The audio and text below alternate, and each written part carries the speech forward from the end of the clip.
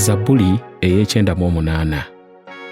Zabbuli, okutendereza obwesigwa bwa Katonda.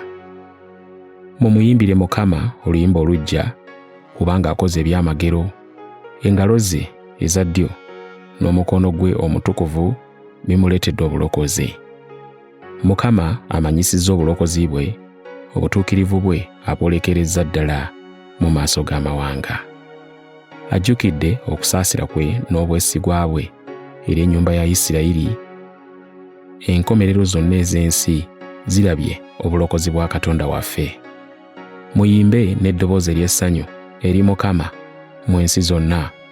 Muleete oluyimba, muyimbe olw'essanyu.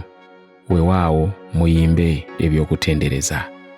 Muyimbe okutendereza Mukama n'ennanga era n'eddoboozi eriyimba. N'amakondeere n'eddoboozi ery'akagombe. Muleete eddoboozi ery'essanyu mu maaso ga Kabaka Mukama. Ennyanja ewuume n'okujjula kwayo. Ensi zonna n'abo bazituulamu. Amazzi gakube mu ngalo.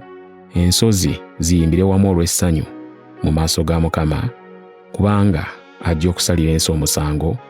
Alisalira ensi emisango egy'ensonga. Aliramula amawanga n'obutuukirivu.